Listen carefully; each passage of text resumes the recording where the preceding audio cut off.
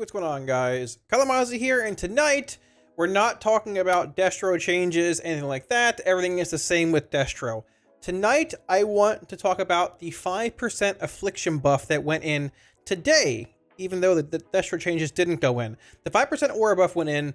We ran a couple sims a few days ago when the initial Destro changes came out and all that, and I think this sort of got pushed under the rug a bit, meaning the AF ones, because I've run some sims in-game, and I've done some testing in-game, and Affliction single target damage playing Malefic Wrath is actually sort of impressive. So we're gonna look at some sims today, look at some gameplay, talk about a couple different covenants, and go from there. Now, if you guys like any week warriors in this video, you see profiles, add-ons, link down below to my Twitch. You can grab them all for free. Swing by, hang out, ask any questions anytime. Feel free to do so. I'm going to try and maybe play a little bit of Affliction either in raid tomorrow night, I guess Wednesday, whenever this comes out, or Thursday, depending on where we re-clear to. We're starting with Jailer and Lords and Rygalon, so that might take a little while, but if we have some time, I might give it a shot on Halandris, like Skolex. We'll see. We'll feel it out. And I also want to give one big shout out to my patrons before we get into the video. Thank you for all the support on Patreon, guys. Really, truly do appreciate it. If you're looking at supporting on Patreon, link up here as well as down in the video description below. So with that being said, let's just jump right into some sims and take a look at where AF was and where it's at now. So for those who aren't familiar with the AF changes over the course of 9.2 and 9.25, we can talk about them briefly here.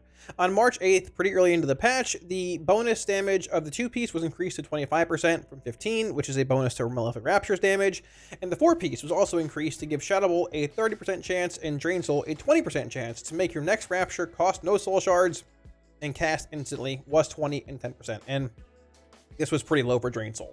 On May 3rd, I'd say about a month ago, but actually it's 2 months. I don't know where this year is going. It got apparently a 4% aura buff. I sort of forgot about this because we simmed it, I think, once back then, but it still simmed pretty poorly, and we're just like, yeah, that's okay, doesn't matter. And then today, however you want to look at it, it got a 5% aura buff. Now, here is my old sim, or I guess this is my sim playing Malefic Wrath and Unity and all that stuff from last week. The date on this is the 23rd. This is pre-buff. I ran this sim like 5 days ago in one of the Destro videos, right? 14,877. Not amazing. Not like horrendous. It's actually pretty horrendous, but not like, well, it's pretty bad. Not pre-buff Windwalker. But the thing is, comparing this to my Demonology sim, which is 15,569, basically 15.6 if I change a couple things around gem-wise, 15.6, 15.65. It was behind by about 750 DPS, and the niche of this build is that it is single target based. Malefic Wrath is a single target legendary. I'll say right now, like Synergy, AF, and all that stuff is not incredible still. It's okay. It's gotten better, obviously, but Synergy or Malefic Rapture, Malefic Wrath build, single target Drain Soul, that is what I want to talk about tonight, mostly, because that build has gotten some spice. So a 5% aura buff from 14.9 essentially, running sims with the nightly build, and it's actually out in the weekly now too. My sim has jumped from 14,877 to 15,623. I also swap Unity a bit here. There's some min-maxing I can probably do here a little bit to get a bit more value. I did get a higher Ruby as well, so there's like a, probably like a 6% DPS gain here or whatever, Florida math. But either way, a 5% aura buff across the board has put me at 15,673 DPS-wise for Malefic Wrath Affliction in single target. That's higher than my Demo sim by about 60-ish DPS. Now, there's a bit of give and take here because Malefic Wrath AF is sort of finicky. Like, if you let your Malefic Rapture stacks drop, Malefic Wrath stacks, whatever, I'm going to mix those two up a million times this video. It can be a bit annoying to get back up and maintain, but the 4-piece actually goes a long way with this build. The amount of, like, instant cast Raptures you get to just refresh your Malefic Wrath buff is actually pretty wild, and you'll see it in a little bit in the actual testing we do as, Night Fae and, well, I guess we can spoil it, Necrolord. My Necrolord Affliction sim is 16,300 DPS, also favoring versatility a lot more than Night Fae. The rotations are a little different with Necrolord versus Night Fae and all that. Necrolord wants a lot more versatility. It's even playing Sigil over Ruby in a 5-minute sim, which is pretty surprising, and the actual disparity between them is like, I think 300-ish DPS, about 230, versus this one being, what, 20 or 30? So I'd opt for Ruby at this point, unless it's a longer fight. But either way, I'm not saying AF is better than Demo. On certain fights, it might be. Like, for example, Halandris, with how bad the timings are on Reclamation, or the Absorb Shield, whatever it's called, Reclaim.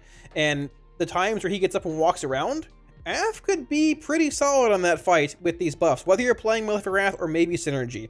Now, Demonology will scale better with Power Infusion. It's still one of the best specs in the game for it. But Affliction's not a bad PI target at all either. I think it's within the top 7 or 8 actual specs in the game for relevant PI value. And with these buffs, I mean, it becomes, honestly, even a bit more relevant. So you have the option here of playing Necrolord at 16-3 essentially, and your sims will vary a bit. We are indeed playing Shadow's Embrace in both these sims. Shadow's Embrace does sim higher by a decent margin when you're playing Malefic Wrath. Shadow's Embrace versus Haunt is a very interesting debate, because for a while we were playing Haunt, which as our go-to de facto single target, ability in that row.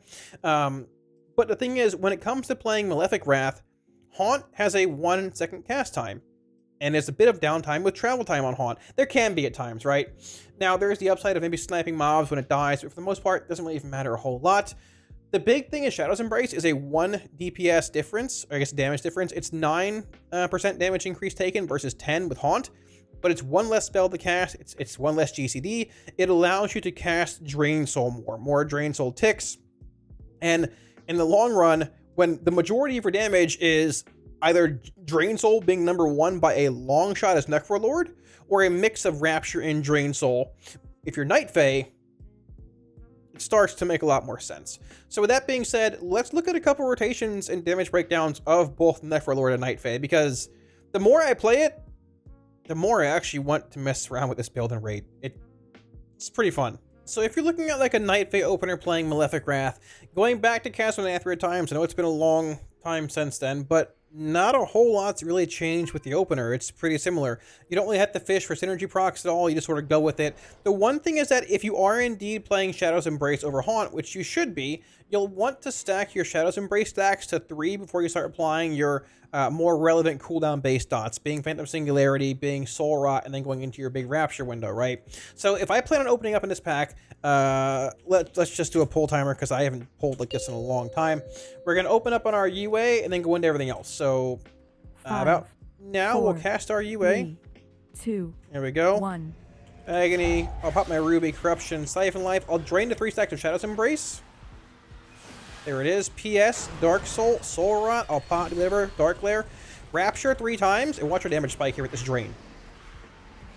Rapture again, drain again. Look at these 2 procs coming in. We can use that to refresh the buff. There's another proc right there, and you just keep going. And these procs just keep fueling your actual Malefic Wrath buff while you're just pooling shards for later on and everything, man. It's pretty wild. We broke 30k earlier under like a lusted setting. I didn't even pop drums here. Like 25k in our opener. It's not too bad. And over the course of this, I don't know, minute and a half, 2 minutes, however long you want to do this, the actual sustain from this build is pretty strong. I think we ended up sustaining around like 13, 14k-ish, like after like 3.5 minutes of in-combat time. It's pretty wild. And the amount of like extensions you get just from your like instant cast Raptures is pretty wild too. I barely ever end up refreshing Corruption or Agony.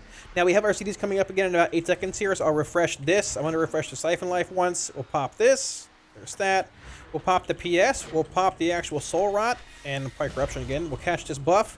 And we just Rapture and we keep draining. Shadow's Embrace is maintained permanently. We're maintaining 15k-ish roughly, and in less than a minute we have our Dark Glare coming back around again, which is an even larger damage profile. Now the big thing is, once again, making sure to maintain your Malefic Wrath. If those stacks drop, previously you were punished a pretty good bit because you were playing it pretty close to the chest by just having enough shards to basically maintain the actual Malefic Wrath effect. I would sit at like 1 shard, maybe 2, but trying to like pool for your Rapture windows, whether it's the big one or the small one, every minute was a pretty big pain when it came to 9.2 or 9.1 Sanctum Domination. But now with these instant cast Rapture procs off your 4-piece, I think it's the 4, yeah, the 4-piece. I think it's the 4-piece. I should know this. I think it's the 4-piece either way. It makes it so much easier to maintain the buff. And you'll want to like hold the proc when the buff gets lower, but the thing is, the proc chance is pretty high in general, and you're spamming a lot of Drain Soul, so you just ended up burning it, whether it's, whether you're barely catching the Malefic Wrath refresh, or you're just, refreshing it 2 seconds into it, because the chance of you getting another proc while you're draining is pretty high. Look at the Drain Soul damage here. 22% of our damage is Drain Soul, 28% is Rapture. I haven't seen a breakdown like this in a while. Max crit from Drain Soul being about 7.5k, but keep in mind, when you get into execute range, Drain Soul also does 100% more damage, so that Malefic Wrath stack ends up giving you a pretty decent amount of execute damage, whether you're playing Night Fae or Necrolord. But Necrolord also has Decimating Bolt. Decimating Bolt increases Drain Soul by a much larger amount, and that Decimating Bolt scales as well off the target being lower health-wise. So, with that being said, let's take a look at how Necrolord Malefic Wrath looks in single target, because this is the bigger build. This has been pretty wild to test with.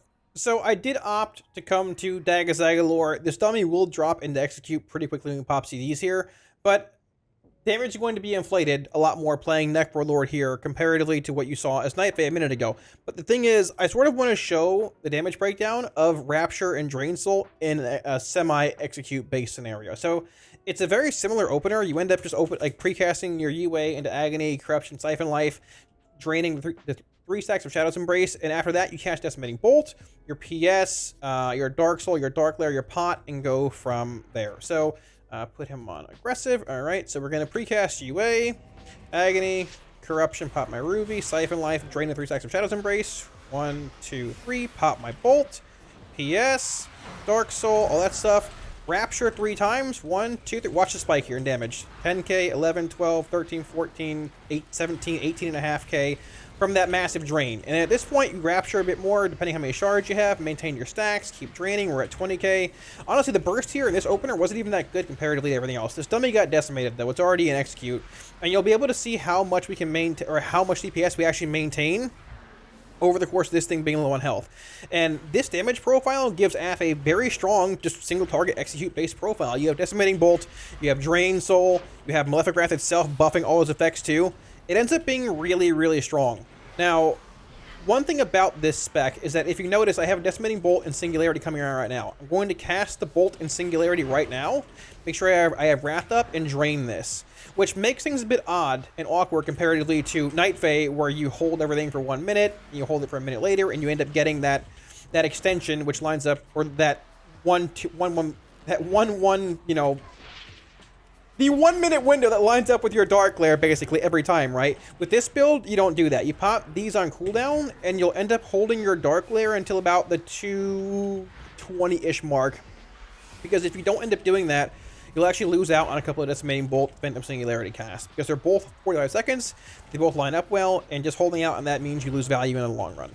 So for example, I have Decimating Bolt coming up right about now. I'll refresh this actual Siphon Life, cast the Bolt, cast a PS. I'm going to Rapture to catch this Agony, because I sort of forgot to refresh it. I'll do that. We can Rapture again, why not? Cast the Drain again. And I know in about 20-ish seconds I'll have my Dark Lair, but I'm waiting a bit longer until I end up getting my Decimating Bolt and Singularity back around again. So it ends up being around, like I said, the 225-ish mark as far as damage is concerned.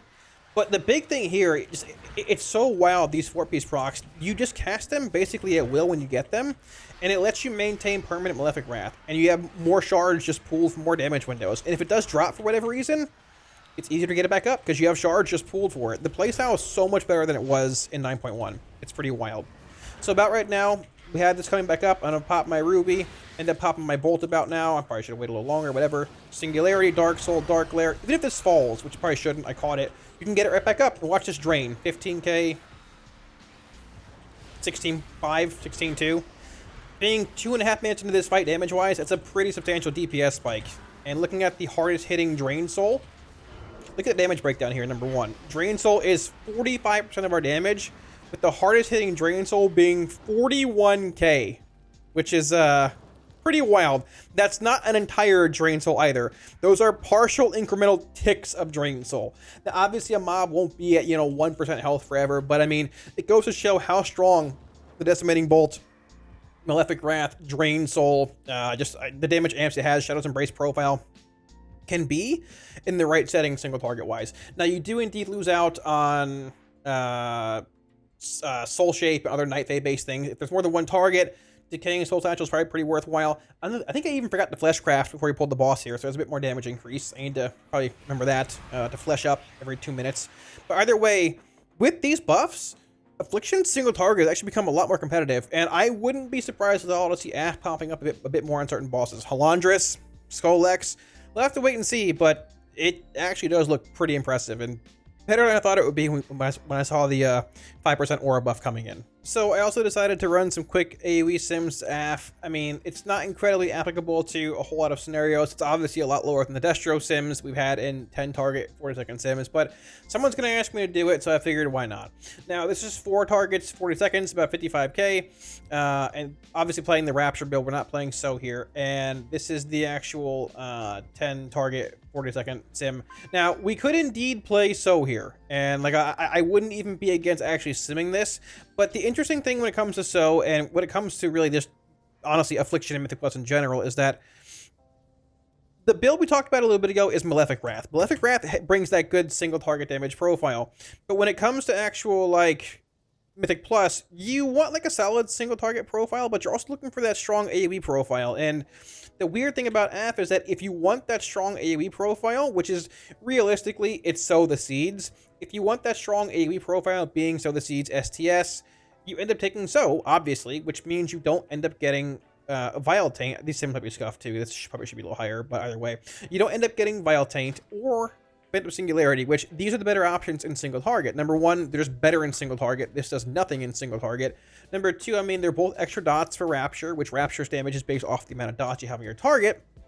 And number three, Singularity technically doesn't even cost a shard. It's just a button you hit every 45 seconds or a minute, which gives you another shard for Rapture. Now, when it comes to Plus, you typically end up playing Writhe with So. If you're playing like a PS Vile Taint build, I've typically seen like AC with these two. At times you see Writhe, but I mean, you obviously play Writhe with So because of the redundancy of spamming Seed, which applies Corruption. So the big thing is, like, when I open up here, let's play this build with Vile Taint. I am indeed playing Malefic Wrath here. I am playing Synergy in these sims. I just changed the item ID. Don't hate me, I'm sorry. Malefic Wrath and Mythic Plus, single target legendary. Unless you're playing some weird hybrid build, it probably isn't going to be the best bet. But if you notice here, like when it comes to our opener, I haven't opened as AF besides once on a stream today like this in a long time. But I can tell you right now, the damage is actually going to be pretty strong. So here, we'll cast a seed here. Let's toss this seed. Let me turn this off actually first here. Toss this seed. I'll cast my UA, precast it, get some agonies rolling. 1, 2, 3, 4. Pop my ruby because I'm late. I'll Vile Taint.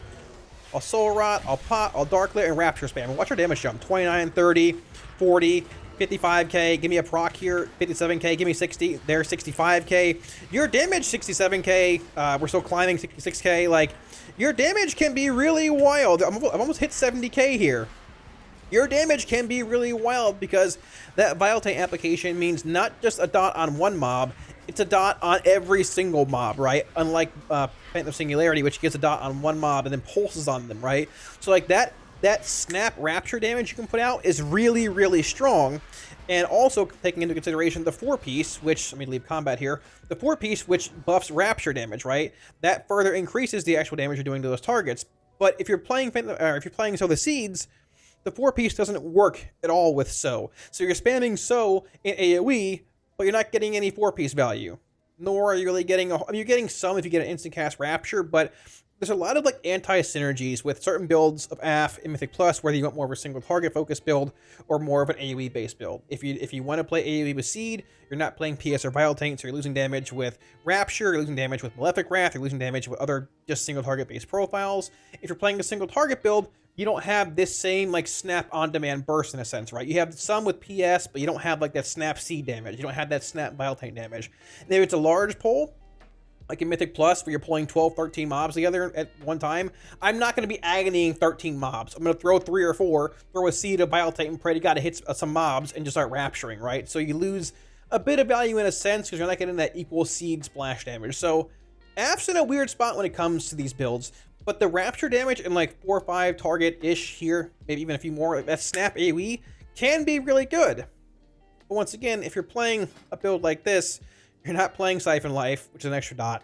You're playing this, but it costs a shard, and it's not as good as this in single target. And you're probably not playing Malefic Wrath in single target in the first place in Mythic Plus, and Malefic Wrath sims, or Synergy sims, not Malefic Wrath sims in single target, are not very good. We can take a brief look at them actually here. And like I was saying, this is where the problems with Affliction currently lie when it comes to being relevant in Mythic Plus, playing certain builds. I can play the Malefic Wrath build here. This is it, 15-5. that damage output's fine. We're playing Siphon Life and PS. You can get away with PS and Plus, it's probably fine. But Siphon Life's a little sketch in Plus, right? Unless you're playing some weird hybrid build going for both, honestly, it's probably just not worth it. Now, this is also Malefic Wrath. If I swap to Synergy, I lose about 900 raw DPS from Malefic Wrath, which, okay, 14.6 can be a little respectable when it comes to Mythic Plus, or a single target in general. Not the best, not the worst, but we're also playing Siphon Life, which you don't play in Mythic Plus typically. And once again, you can get away with PS, but like, it's just sort of eh. And I did sort of cheat and change the legendary ID. This is Synergy. The Synergy effect is on these gloves, even though it'll probably be on Helm. Maybe can find 60-ish more DPS giving me a Helm Synergy on it. But the thing is, if we shift to an Absolute Corruption build with Vile Taint and Plus, the build you just saw burst 70k for half a minute, you go to 13,000 DPS. I lose 2,500 DPS by going to this build. And this is where the problem lies with AF and Mythic Plus, and really just AF like in a setting where you want that AoE damage, but that single target damage. You just can't really have both. This is very, very, very bad when it comes to single target for my sim and things. This is atrocious, right? And a bit of it is probably due to like 9.1 when they nerfed Shadow's Embrace became a talent, when they nerfed Malignancy, when they nerfed Rapture, and they nerfed something else at the same time. They gutted like 4 abilities that affected our single target, and we never really recovered. Plus, you have the issue of like, yeah, Malefic Wrath is very good in single target. It's solid, but like outside of that, everything else is sort of mediocre. But if you buff the single target of the class, Malefic Wrath becomes even more insane. So I sort of feel like Malefic Wrath holds AF back as far as what they can do buff-wise to it, and it's sort of a slippery slope. If AF's single target was like 14.5 here playing this build, and even like 14.7, if the single target was better playing this build with a different legendary, it'd be fine. It'd be great. You could play that burst build we just saw. You could play Synergy and be okay. But this, like, if it was this, for example, if it was 14.5 playing this build, but it's 13.1, and you can try and play Malefic Wrath and Plus, and honestly, it might not even be that terrible. I did just burst to 65k playing it in game, but even if you play Malefic Wrath, for example, if you take this exact build here and swap out the Synergy to Malefic Wrath, there's a DPS increase, but it's not what you'd think. Like, and even if it is, oh yeah, it's more than what we just saw, it's not an amount that I feel is competitive enough when it comes to classes like Destro, for example, that can put out, you know, a lot more like sustained heavy AoE and better single target. 14.5 is okay. It's not 15.6, right? And you are playing a bit of a scuff build here, but you're also playing Malefic Wrath, and you're not playing Synergy, which Synergy has more universal AoE applications and a bit more single target. Well, a bit less, but it procs, it's RNG. And Malefic Wrath in AoE doesn't really do anything at all. So you've got these two builds that are like clashing and conflicting, and a 4-piece that works with Rapture, but doesn't work with Sow the Seeds, that is your best AoE talent, but you're not playing it because it affects Rapture. It's just sort of this weird, like, conundrum of things that could be really synergistic, but just clash and actually aren't. So the AF buffs are cool in single target. I like them. The AoE seems solid, but I don't know. We'll see where it goes this weekend. I plan on running some keys this weekend on stream and trying to feel out some AF builds, because, I mean, maybe we can make Malefic Wrath work in Plus. Maybe there's hope somewhere. Thanks for watching, guys. I got a lot of questions about AF stuff on stream today. The single target, the AoE, am I going to play it Mythic Plus? And I hope this video did a good job at breaking down where the AF buffs helped, where they didn't help, where AF needs help, why AF is probably still not incredibly good in Mythic Plus, why Destro's better, why Demo's probably still better in Mythic Plus, but also why Malefic Wrath AF could be a contender on certain fights in the raid, and why it, and I guess why, how, and where it did just gain a lot of single target value. Now, if I missed anything in this video or you have any questions, drop them down below in the comment section. I'll be sure to get back to you. Or if you want to come by stream anytime and hang out and ask them, link down below, and all my week warriors and profiles, everything are also free for you guys there if you want to grab them. So if you guys are looking at supporting on Patreon, thank you a million times to all support guys as well on Patreon. I really appreciate it. There should be a link up here as well as down in the video description below. And while you're down there, be sure to hit the like and sub buttons because it helps out a ton. Now, I haven't played AF yet. I'm hoping to play it in raid tomorrow or the next day, but it's been a while since AF was actually relevant. And hey, Season 4 is coming up soon. Castle Athria is coming, so it only makes sense to buff AF, right? Because it was good in CN. I said like 2 months ago, we all know we're playing AF and Castle Athria, right? They're going to buff it and nerf Destro and Demo. Demo hasn't been nerfed that bad yet. Destro might get gutted, but at least we got old, reliable Affliction. back to save us. So thanks again for watching, guys, and I will catch you all again soon on stream. Peace.